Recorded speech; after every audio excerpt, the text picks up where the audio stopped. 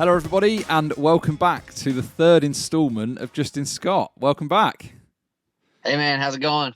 Yeah, good. Obviously, before we ended last week's episode, we got into obviously the sort of gun control in the UK, which by your reaction obviously took you hugely by surprise. And obviously the public land or the lack of public land. You can't just walk onto sort of anyone's. You can't just walk anywhere and start shooting arrows and stuff like that. No, there's no tag system like that. You can't buy like a public land tag. As far as I'm aware, I could be wrong, but I'm fairly confident that I'm not. Yeah, you must be right, man, because I guess that's what's so special here is we have millions of acres, and there's just so much opportunity to hunt. So, yeah, if hunting was something you wanted to get into, it sounds like this is the place to be. Yeah. It's something that I've been toying with. We spoke. I think there's been a bit of a miscommunication as well. Probably bad on my part. That I've got two kids, but I'm not with the mothers, and it's two mothers. So I live alone. I live on my own. I've got my own gaff and that. But yeah, Gotcha. So for me to move, obviously that's sort of that's. Oh, you don't want to do that. Yeah, that now. Not now. Obviously, my 13-year-old. Because when we did sort of chat about it a little bit, when we only split up like a year ago. But before that, we'd said that we wanted to leave the UK. I'd have my daughter. Obviously, all the school holidays basically should fly her out. But so that's sort of my thing at the minute. Is I've got to wait until they've grown up a little bit. Yeah. I mean, if I was in your shoes, I'd probably definitely be waiting until they're adults. I think. Being around for your kids is the most important thing you can do as a dad. 100%. Yeah, 100%. I know for sure. Like right now, if say for some reason my wife and I split and she met another man and moved to a different state, I would follow. Like 100%, I would follow. You gotta be there for your kids, man. Yeah, I live. Yeah. One of my kids lives about 2 miles away, and the other lives 5 miles away. Nice. So, yeah, keep them close. 100%. That's awesome. Yeah, for sure. I would, if it meant like, you got to move somewhere where you're not even allowed to hunt. You got to move to a different country. I'd go. I'd still go. I love hunting and fishing, but I love the kids a lot more. So, yeah, I don't blame you there, brother. Yeah. Right. So, with your, obviously the government problems that you're having, or that seem to be creeping in, how likely do you think that would happen? Because obviously you've got like the government side of it, but then you've also got like your industrial, your war machine, basically the industrial military complex, and a subsidiary of that is your guns that everyone has. It's and from what I see, it seems that they have a lot more control than, say, the president does. The military? The industrial complex, the big pharma, all of that. They seem to be the ones that are, that are running the show. Yeah, I don't 100%. Man, I don't know. I think you're right. I definitely think you're right in that aspect, but I think the only thing that gives us an advantage at all is like the reason that they haven't taken away all of our rights is because so many of our private citizens have guns. I think that's what keeps us holding on to the little bit of freedom we do have, right? Like, I think that's the only thing. I mean, look at so many other countries. Now, I've not personally been to China, but it doesn't seem like somewhere I would ever want to go, especially I definitely would never want to live there. It seems like they have very little rights and very little freedom. It sounds like if you even talk shit about the government, you're going to be locked away. Yeah. From what I've heard, I've seen that sort of side of it as well. But I also, it must have been on our mainstream media. There was a guy out there, because there's been a lot of stuff saying about their social credit score that they have, basically, if you say stuff and all the rest of it. And he lives in China, and he said he's never heard of that. Like in China, he doesn't realize that that's a thing. Isn't he thinks that it's Western media just conflating it to make China look bad. Yeah, and that kind of comes back to what I said on the last episode. The internet magnifies shit. Yeah. It's hard for me anymore to believe anything unless you go there and you see it firsthand, right? It's like I've heard the same shit. Oh, social credit score. Oh, you can't if you do this or that, or if you talk bad about the government, they take away your ability to drive your car. You hear so many things and you're like, is that really true? Because I ran into a guy that I went to school with in a department store. It's probably been a year ago. It was during COVID. He lives in China now. He went to the same high school as me. He lives in China teaching English to Chinese children. He had a child and got married to a woman over there, a Chinese woman. And I ran into him in a department store, and he said he feels safer in China. He said, you feel safer. He said, like, you can be, he said, you like when you're out and about in public, you have no fear of being shot or stabbed or anything. He said he feels more safe there. And that was really wild to me because I don't know. I would have never thought that in a million years. And him being able to see both sides, he was born and raised in the United States. And then for him to say he feels more safe there, it kind of blew my mind, right? But for you then, do you feel that do you have a fear that you could get shot or stabbed? Not really.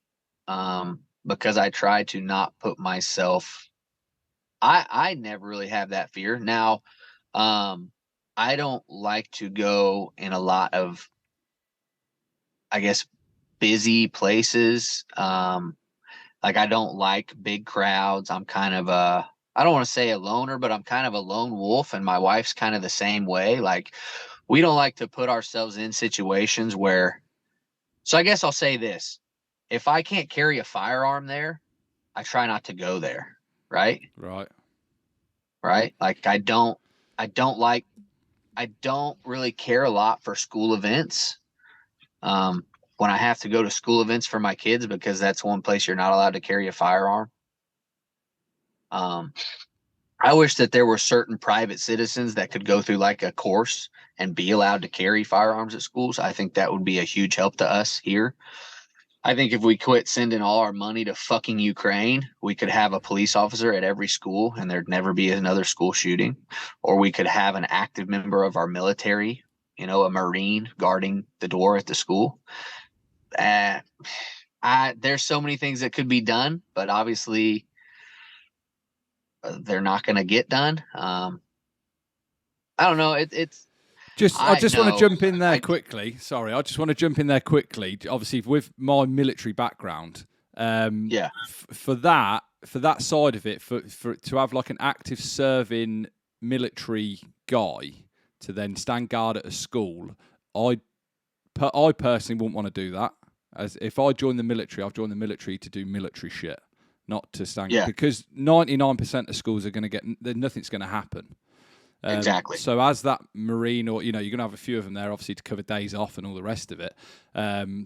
That wouldn't. I think you would have to set up like another entity, another service, basically. Because if I went through all my training and as a soldier and I was a mechanic as well, but all that soldiering, and then they were like, "Oh, you've just got to stand at your." Even if it was my lad's school, it's my lad's. But then you've got to look at it from that point of view. If it was my lad's school, I'd be like 100%. I'll stand there all day, all night. Yeah. But for someone who hasn't got kids, a young 20-year-old, he's going to be like, he's just not going to be interested. He'd be like, no, I don't. That's not something that. Yeah, I agree. It'd be a voluntary thing. That would make way more sense because you don't want a badass infantryman that doesn't want to guard a school guarding a school. You want somebody that wants to be there. But that's just one of the, I feel like, many things we could do. But your previous question on do I ever feel like I'm ever going to get shot or stabbed? No, mainly because I don't put myself in sketchy situations. I don't really go into bad neighborhoods. I guess I use the term, I don't know if you've heard of the term like helicopter parent. No. Like I try not. So here we call it like a helicopter parent. Like you see some people and they're just always hovering over their children. I try not to be that. I try to give my kids a little freedom, but then at the same time, I'm very, very protective of what I let my kids do. Because man, at the end of the day, it's a pretty bad world no matter where you're at. There's some sick motherfucking individuals out there, you know? So, like I said, I try not to go anywhere where I can't carry a gun. I like to have a firearm on me So are you as carrying often now? as often as possible. Yes. Yeah. Center console of my truck. I always pretty much always have a firearm. Yeah.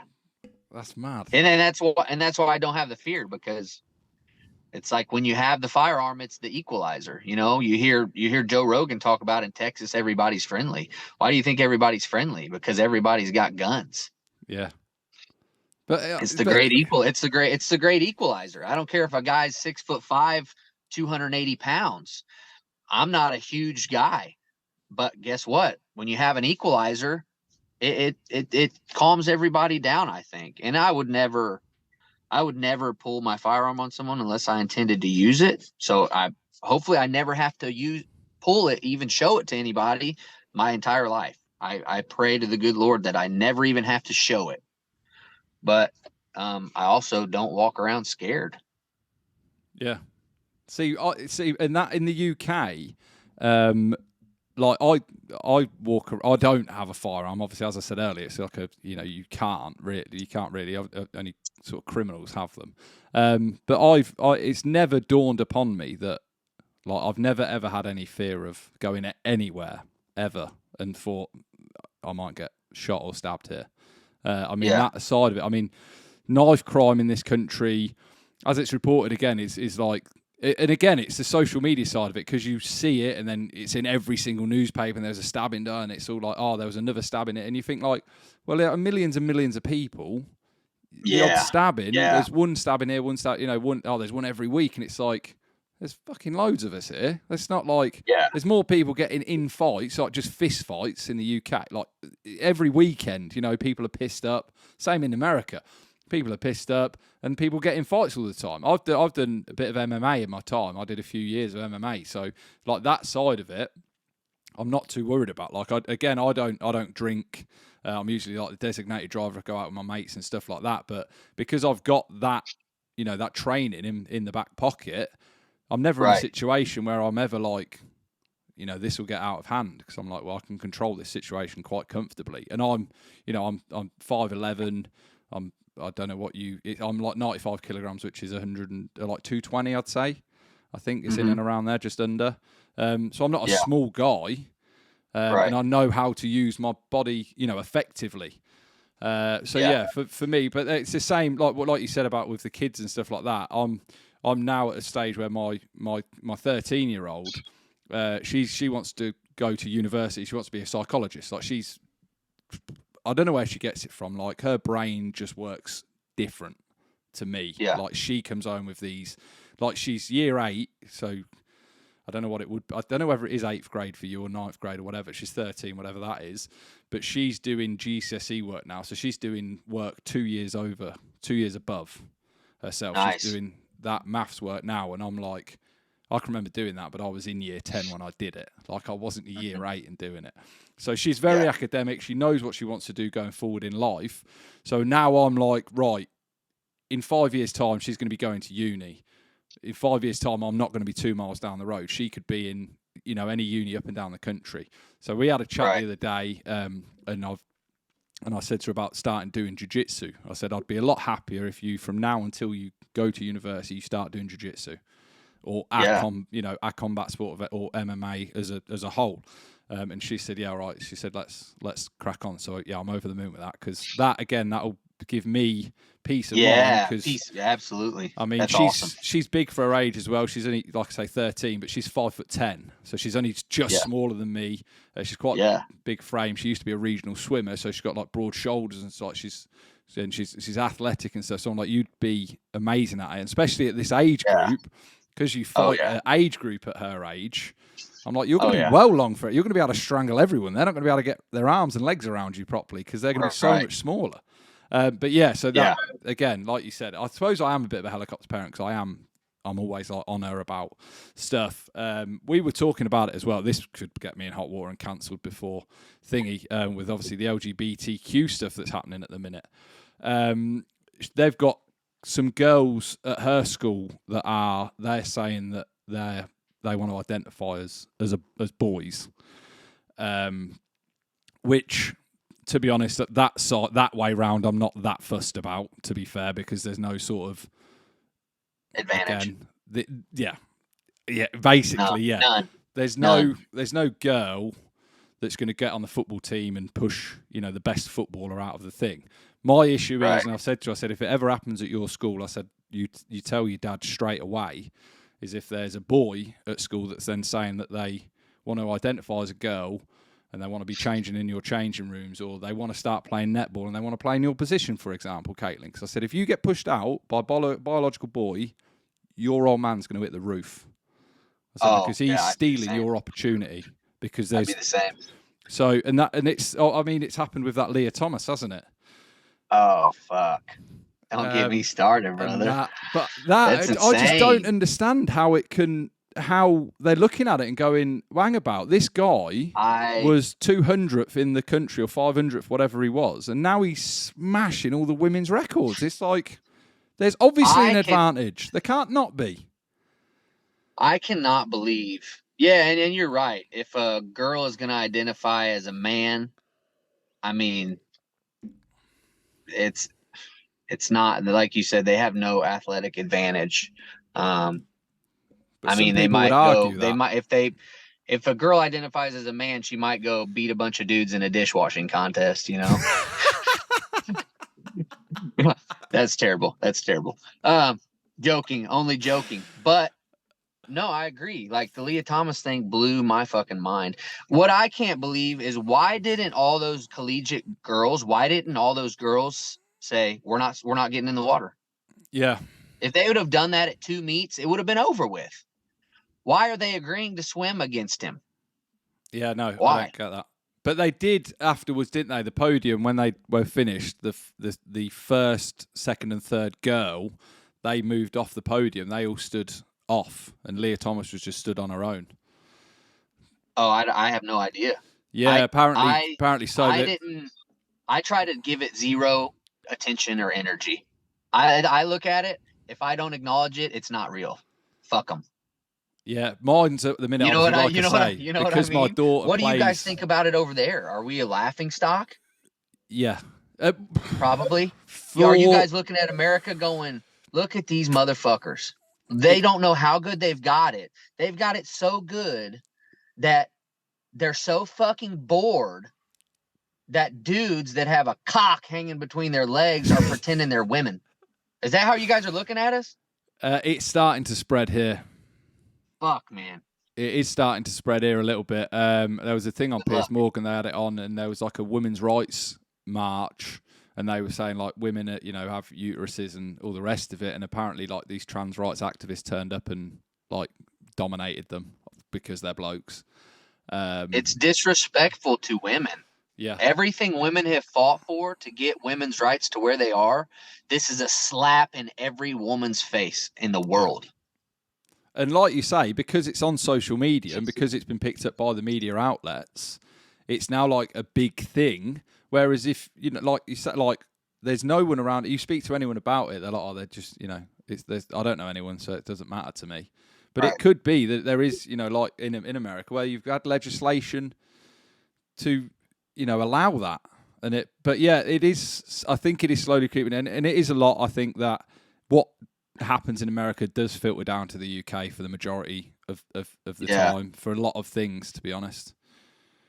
Yeah, that's the way it seems. Well, that's one thing that I feel bad. I feel bad that you guys are getting that from us. It's like a disease. And here's the thing, man. I don't want to sound, I know it sounds like, what do they call it? Transphobic or homophobic or whatever they call it. But it's not.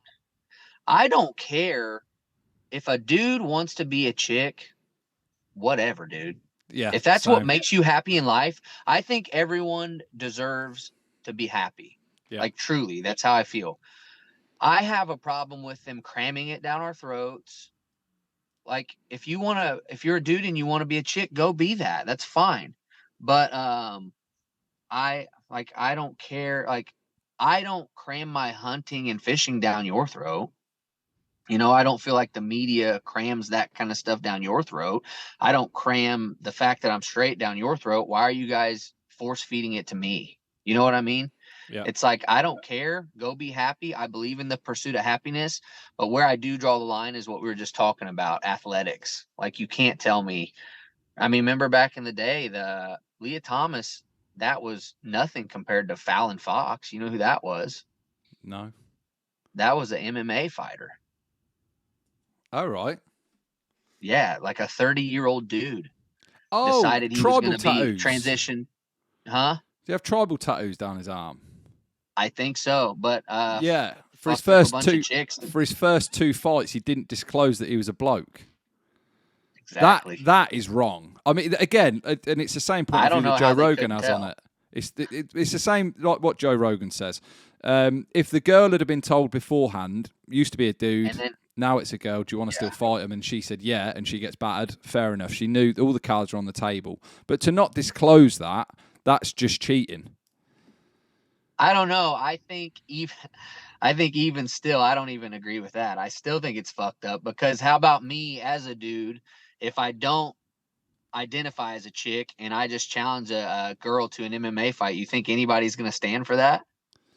It depends who the competition was. Like, if that guy, if he offered out Amanda Nunes, for example, Amanda Nunes would smash the fuck out of him, 100%. There is, I would say, know she would fuck me up. You've got Amanda Nunes, Cyborg, the girls of like that sort of weight category where they're a bit heavier and the top of the food chain. They would mess up, I would say, probably 90% of blokes. But they're at the pinnacle of their career. This guy's just starting, and he'd probably give him a close fight, which that, again, is unfair. You can't cheat code your way to the top. And he would have been fighting on a local circuit. What I'm saying, though, is if you took so Amanda Nunes has fought 145. If you take Alexander Volkanovski, who's also the 145 champion, and do you think if Amanda agreed to a fight with Volk, do you think it's fair to let that happen? No. Do you think do you think that would ever be sanctioned in a million years? No. So why did we sanction this one? You know what I mean? I don't it's think because skill level should even matter. It should just be no across the board. It should be. It shouldn't be allowed to happen. But I think it's because obviously with all these different athletic commissions and all the rest of it, they're sort of in the water, in the murky water a little bit with it, and they're just trying to please that the minority. I think it's like 0.3%, isn't it, in America that are transgender or something? But that's the other thing, how they spin it. They're like, oh, there's 1 million transgender in the US. So that sounds like a massive number. That's 1 million people. That's a lot of people. But there's over 300 million people in America. So as a percentage, it's 0.3%. So it's not that big. 99.7% of people aren't transgender. So why are we bowing to them to say, right, because you want to identify as a girl, we're going to change all the rules within the sports and you can do whatever. What they should do is make a separate league for transgender. And if there's no one else in your race, then you just race on your own. Or you fight on your own, whatever it is. If you've not got anyone in your weight category that's transgender, then you're the champion. You just stay the champion of that weight category until someone comes along. There you go. Yeah, I can agree with that. Or you just have to continue to, if you're a dude and transition to a woman, you have to continue to compete against dudes. Yeah. But a lot of them are not transitioning. Or a lot of them are just saying they're women. I know, and that's what's crazy. That's why you give them an inch, man, they take a mile. There's a saying here, people I know, they say equal rights, equal lefts, as in like, hey, you want as in fighting, right? Yeah. Right hands and left hands. Hey, equal rights, equal lefts. So I know it's sad, but what What do you do about it, man? Like I said, I'm okay with them being who they feel they need to be, but we gotta quit. We gotta quit making rules for the minority, for sure. Yeah, definitely. For sure. Right. I ask every guest that I have on this question now, and as we're coming to the end of the third episode, I feel it only fitting. What advice would you give to anyone with regards to fishing, hunting, or just life in general? Let's see. Advice. Advice first and foremost. Do what makes you happy, for sure. Whatever makes you happy, do that. Life is too short to be miserable all the time. Try to find the best in every situation, because no matter what situation you're faced with, someone else is going through something worse. So just try to find happiness. Advice for hunting and fishing, just keep at it. Keep at it. It's just like anything else. It takes a long time to learn. Woodsmanship. It takes a lot of years to, even to this day. The reason I like hunting so much is because there are times that I feel like I've got it completely figured out, and it's like, oh, I'm gonna go out today and I'm gonna shoot a doe, and I feel like I completely have the deer's patterns figured out, and I just feel like, I don't think I could become any better at hunting. And then the next day I'll go out and I'll feel like I know nothing. Like, the deer kicked my ass. I don't even see one. Sometimes I go 3-4 days without seeing one deer. And then, so it's the ups and downs. But you just got to stick with it. You got to stick with it. As a new hunter, you'll go out, you'll get discouraged. You'll be like, why am I not seeing deer? The more you do it, the more you spend time in the woods and learn to read the sign, you'll start to learn where the deer like to hang out. You start to learn what they eat. You start to learn just, finding piles of deer poop, finding deer tracks, finding where they've eaten leaves off of certain plants. There's all kinds of little things you start to see the more time you spend in the woods, and then you start to figure it out. So just stick with it is the best advice I can give anybody. Stick with it. And it's a lot easier now to get into because there's so much information online. When I was coming up hunting, there wasn't a lot online. The stuff you were looking at online were guys that owned a bunch of private property. They were planning big food plots to attract the deer. It wasn't my style of hunting. So everything I learned was just through trial and error. Getting out and having to spend time in the woods. Had a lot of failures along the way, but yep, just stick with it, and eventually you'll start to figure it out. Brilliant. Well, thank you very much for coming on the podcast. Yeah, man, I'm happy we did this. We'll have to do it again someday. Yeah, 100%. I mean, I would say I'd come on yours, but I've got no fishing or hunting stories. Yeah, well, I got to figure out how to get people on. I don't know, like, what program are you using? I use what to get people? No, just like what, like, obviously, maybe I just need to do this. Zoom. How are you recording this? Is there a feature in Zoom to record? So you can record it locally. I'll tell you what, we'll talk about this afterwards. I'll log this off and we can chat afterwards. No, that's fine. Well, thank you very much. I feel like I'm just now scratching the surface of even getting to know you. I feel like the more we get to know each other, the more open dialect we would have. Yeah, 100%. I'm happy to do this again. Yeah, I've had a few guests that have said that they want to come on, like, once they've achieved, the next. Because I want to hear more about in their life, just how you guys live over there, man. It's wild hearing it, a firsthand thing. Like, I had no clue you guys didn't really have public land. That blows my mind. Yeah, well, we have public land. You just can't shoot on it. You can't go kill an animal on it? No. It's crazy, man. It's crazy. I think it's crazy that you can. But then your perspective of public land is different to mine again, because we're so enclosed. Like, public land for us is like, there's like, parks and stuff like that. Yeah, it's like where the kids go to play, and there's walks in the woods and stuff like that. There's not like a lot of off the grid, like that's where you go hunting, because it doesn't exist here. There's not like an area. I've got where a place. land. There is a place I could take you right now that is 45 minutes away from my house. And if we turned off our cell phones and just walked way out into the woods, if you didn't have a compass or you didn't have good woodsmanship, you would get lost easy. I'm talking 60,000 acres of national forest that we could just go and just completely get lost. That sounds like a dream. It's awesome, man. It's awesome. I hope you get to experience it someday. Maybe when the kids grow up, you're going to make your way to America. Yeah, well, I might plan a holiday to come out for a few weeks or so. Yeah, man. Yeah, man. Yeah. Well, if you end up coming and you need some hospitality, give me a ring and show you the ropes, take you out on some public land. I don't know how it is to get an out, like, I know here you get out of state hunting tags. I don't know what it's like to do like an out of the country tag. You know what I mean? I wonder what it would take for you to get a deer tag and me to take you deer hunting here. Right. I don't know. Maybe that's something you could look into and let me know. I mean, we could go like in 2 days. If I just had 2 days with you, if you came here on like a 10-day holiday or something, maybe like 2 days. In 2 days, I bet we could go. We'd at least get you in some deer. You'd at least get to see some deer from a tree stand, and you'd be like, wow, this is amazing. Yeah.